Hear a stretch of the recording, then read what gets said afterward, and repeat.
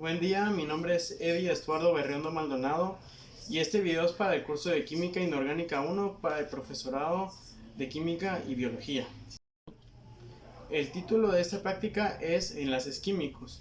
Antes de comenzar debemos saber ciertas cosas y aspectos para poder comprender a profundidad toda la práctica. Debemos saber qué es un enlace iónico. Se entiende por enlace iónico o enlace electrovalente a uno de los mecanismos de unión química que se da generalmente entre átomos metálicos y no metálicos, fusionados debido a la transferencia permanente de electrones y produciendo así una molécula cargada electromagnéticamente conocida como ion. También debemos saber qué es un enlace covalente. Un enlace covalente es un tipo de enlace químico que se puede dar entre dos átomos o iones en los cuales los pares de electrones se comparten entre ellos. Los enlaces covalentes se forman de la unión de dos átomos que son no metálicos y que tienen valores de electronegatividad idénticos o relativamente cercanos. Debemos saber qué es un enlace metálico. Un enlace metálico es la atracción simultánea de uno o más electrones por más de un núcleo. Enlace metálico es un enlace químico que ocurre entre los átomos de metales entre sí, unión entre núcleos atómicos y los electrones de valencia que se agrupan alrededor de estos como una nube. Y también debemos saber qué es la electronegatividad y cuál es su utilidad en los elementos químicos. La electronegatividad es un número que indica la capacidad de un átomo de atraer para sí mismo el electrón que se comparte en un enlace químico covalente. La utilidad más importante de la electronegatividad, además de otras, radica en que nos permite entender qué tipos de enlaces se producen entre los átomos. Antes de comenzar con la práctica, cabe recalcar que para realizar este y otros experimentos es necesario seguir las buenas prácticas de laboratorio como lo son tener una bata completamente abotonada, guantes de látex, también contar con unos lentes de protección y una mascarilla. Una vez ya hayamos cumplido con todas las normas de las buenas prácticas de laboratorio, vamos a comenzar con el experimento. La primera parte será la parte de la solubilidad. ¿Qué es la solubilidad? La solubilidad es la capacidad de una sustancia o un cuerpo para disolverse al mezclarse con un líquido. El primer paso que realizaremos es etiquetar 3 vasos plásticos o de vidrio como A, B y C y agregar agua hasta la mitad de cada vaso.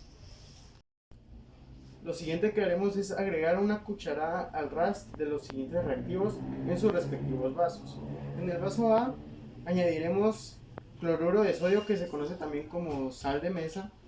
En el B agregaremos azufre, que pueden conseguirlo en farmacias. Y en el vaso C agregaremos sacarosa, que también puede conocerse como azúcar normal de mesa. Lo siguiente que haremos es disolver cada uno de los compuestos en sus respectivos vasos. Lo primero es la sal o cloruro de sodio en el vaso A y lo disolvemos bien hasta que quede completamente disperso en el agua. Lo siguiente que haremos es agregar una cucharada de azufre en su respectivo vaso, que en este caso es el vaso B. Disolvemos bien la sustancia y luego pasaremos con el siguiente vaso. En este agregaremos sacarosa o azúcar normal de mesa y lo disolvemos bien en el agua. Lo siguiente que debemos hacer es ordenar los compuestos de acuerdo a la facilidad que presentaron para disolver. Y como podemos ver, la sal nos fue más fácil de disolver que el azúcar o la sacarosa. Y por último dejamos el azufre. ¿Qué ocurre aquí? Dice explicar el resultado de unir agua con cada uno de los reactivos. En el caso del cloruro de sodio sabemos que el cloro es un no metal y el sodio es un metal, por lo que podemos determinar que están unidos por un enlace iónico. Sabemos de la sacarosa que es un carbohidrato, es un disacárido compuesto de monosacáridos, los cuales son glucosa y fructosa. La glucosa, que la encontramos en el azúcar de la sangre, y la fructosa es el azúcar en las frutas. El azufre, todos sabemos que es un no metal y es el único ion que está en juego porque no está unido a algún otro elemento. Y luego nos piden determinar qué tipo de mezcla es cada uno. Estas dos son mezclas homogéneas, ya que no podemos diferenciar dónde está la sal y dónde está el azúcar, ya que se disolvieron completamente en el agua. En el caso del azufre, podemos determinar que es una mezcla heterogénea, ya que podemos diferenciar el azufre del agua, ya que el azufre quedó hasta arriba y no se disolvió completamente en el agua. La siguiente parte de esta práctica es el punto de fusión. ¿Pero qué es el punto de fusión? El punto de fusión es la temperatura a la que un sólido cambia a estado líquido. El primer paso a realizar para esta parte es elaborar con papel aluminio dos pequeñas bandejas. Luego colocar en una bandeja una cucharada al ras de azúcar. Nosotros ya la tenemos realizada aquí y luego en uno de los extremos la tomaremos con una pinza y la llevaremos al fuego durante 1 minuto. Ya que tenemos la bandeja con el azúcar, tomamos nuestras pinzas y acercamos la bandeja al fuego. Pero antes comenzaremos el temporizador con 1 minuto.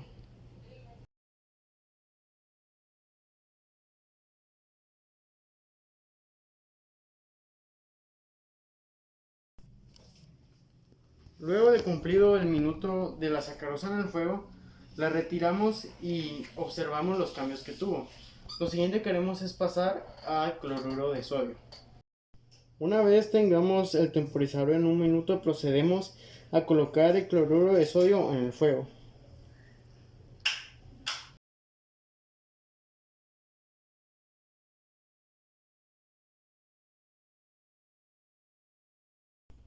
Luego nos preguntan cuáles fueron los cambios de estado que se observaron en las dos muestras desde el inicio hasta el final.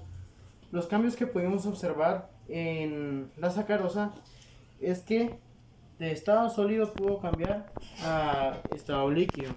Esto se conoce como caramelización. El azúcar se convierte en caramelo. En este caso, el procedimiento debería hacerse con un mechero, pero como no contamos con uno, se realizó con una vela. Así que tuve que dejarlo más del minuto para que se pudiera observar bien el cambio de estado.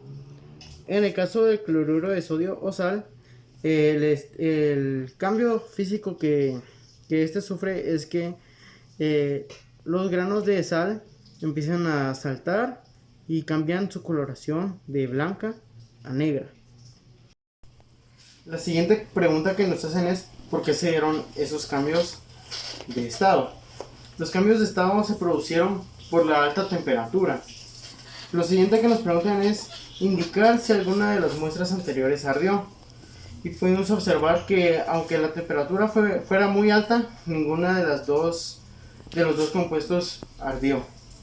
Luego, el tiempo en el que se tardó cada una. Aproximadamente nos tomó 5 minutos observar el cambio de estado del azúcar y como aproximadamente 6 a 7 minutos para observar el cambio de estado de la sal. Luego, mencionar el punto de fusión que tiene cada una de las muestras.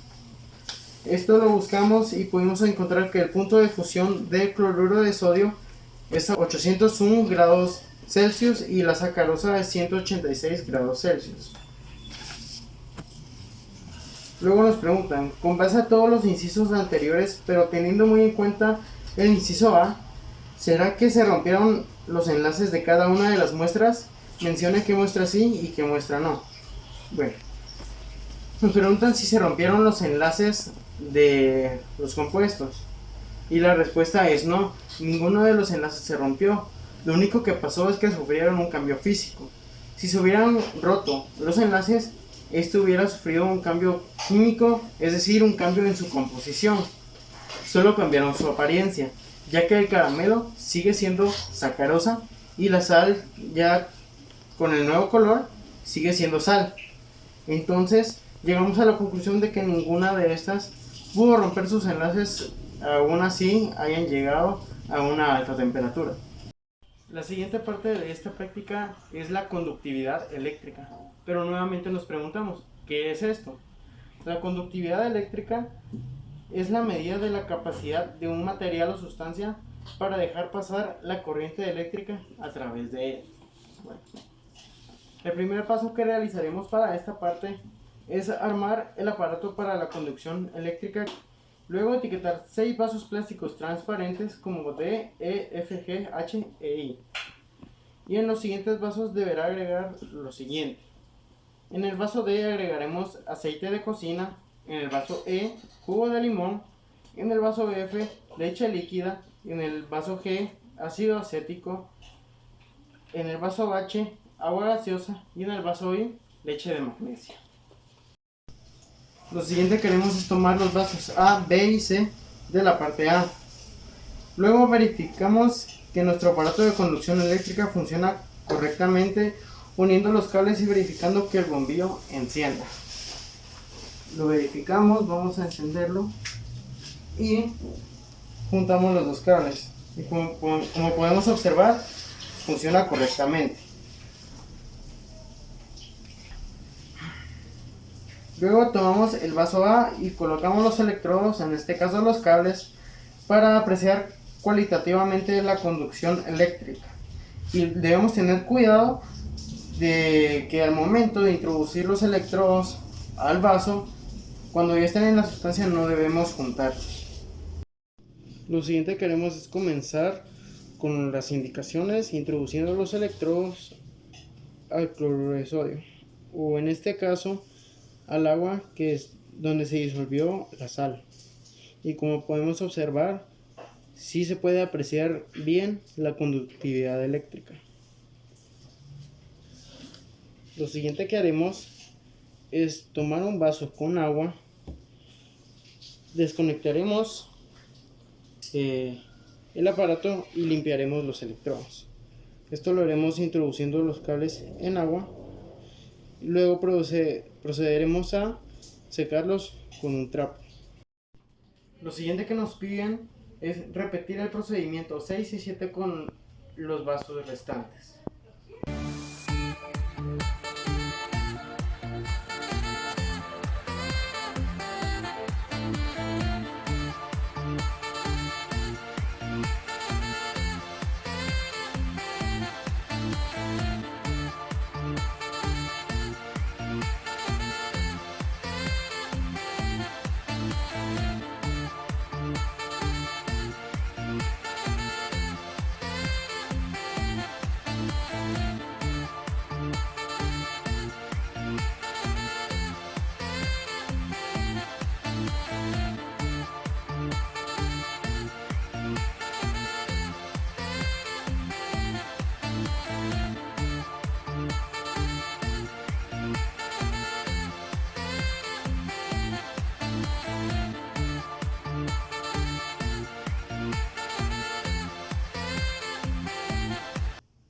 Lo siguiente que nos piden es colocar los vasos en orden.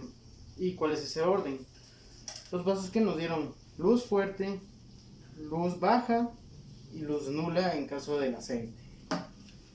Luego nos pide explicar la diferencia química entre enlace iónico y enlace covalente de acuerdo a la clasificación que realizó en el inciso anterior. Para saber cuál es la diferencia entre estos enlaces, vamos a recurrir a la tabla periódica. Podemos observar que un enlace va a ser iónico cuando la diferencia de electronegatividades esté en el rango de 1.7 a 3.2, y va a ser un enlace polar cuando la diferencia de electronegatividades sea entre 0.1 y 1.6. Pero, ¿cuál es la diferencia entre un enlace iónico y un enlace covalente con respecto al inciso anterior? Un enlace iónico conduce electricidad, es decir, los compuestos iónicos son conductores eléctricos, ya que ambos se disuelven en agua. Y un enlace covalente no conduce la electricidad en ningún estado físico, dado que los electrones del enlace están fuertemente localizados y atraídos por los dos núcleos de los átomos que los comparten, y la mayoría son poco solubles en agua. Lo último que nos pide esta práctica es explicar la razón del por qué algunas sustancias de uso casero proporcionan energía y otros no. Bueno, los productos del vaso E al vaso I, que son limón, leche, vinagre, gaseosa y leche magnesia, producen electricidad por su alto nivel de contenido en sal. Esta es rica en iones y conduce la electricidad. En general, los alimentos ricos en sal son buenos conductores de electricidad. En caso del vaso D, contiene aceite. El aceite es un no conductor de la electricidad porque no tiene ni electrones ni cargas eléctricas que se pueden desplazar con facilidad. Sus electrones están muy ligados a los átomos y enlaces, lo que no les permite desplazarse. Para concluir, nos haremos las siguientes preguntas. ¿Cuáles fueron las características que le ayudaron a clasificar los enlaces iónicos y covalentes en la parte A y en la parte B? Las características que debemos saber son la ubicación de los elementos que están empleados en el enlace. Como sabemos, en el cloruro de sodio es un enlace iónico. ¿Por qué? Porque el sodio es un metal y el cloro es un no metal. El cloro y el sodio forman un enlace iónico. La siguiente pregunta que nos haremos es: ¿por qué las sustancias clasificadas como enlace covalente en la parte C no son buenos conductores de electricidad? El enlace covalente que encontramos fue el aceite, que fue el único que no condujo electricidad. ¿A qué se debe esto? No es un conductor de electricidad porque no tiene ni electrones ni cargas eléctricas que se puedan desplazar con facilidad. Sus electrones están muy ligados a los átomos y enlaces, lo que no les permite desplazarse. Como recomendaciones para realizar bien esta práctica podrían ser poseer un mechero de alcohol, ya que al momento de usar una candela en lugar del mechero, esto afecta al tiempo que se debería de emplear para alcanzar el punto de fusión de los compuestos dados. La segunda recomendación sería poseer unas pinzas especiales para fuego, ya que nosotros usamos una pinza que es muy utilizada en salones de belleza para depilación, y esta no es una pinza especial para eso, ya que al usar esa pinza podemos correr el riesgo de quemarnos o poder derramar los compuestos. Y como nosotros debemos seguir las buenas prácticas del laboratorio, nos haremos las siguientes dos preguntas. ¿Cómo se debe desechar el azufre para evitar la contaminación ambiental? Debemos buscar cuáles son las disposiciones nacionales y municipales de residuos especiales para poder desechar correctamente este reactivo. También nos preguntamos cómo desechar el aceite de cocina para evitar la contaminación ambiental. Debemos verter el aceite en un recipiente pequeño con tapa y que sea irrompible. Luego debemos cerrar bien este recipiente y desecharlo con el resto de basura. Muchas gracias por su atención. Esta fue la realización de la práctica de enlaces químicos.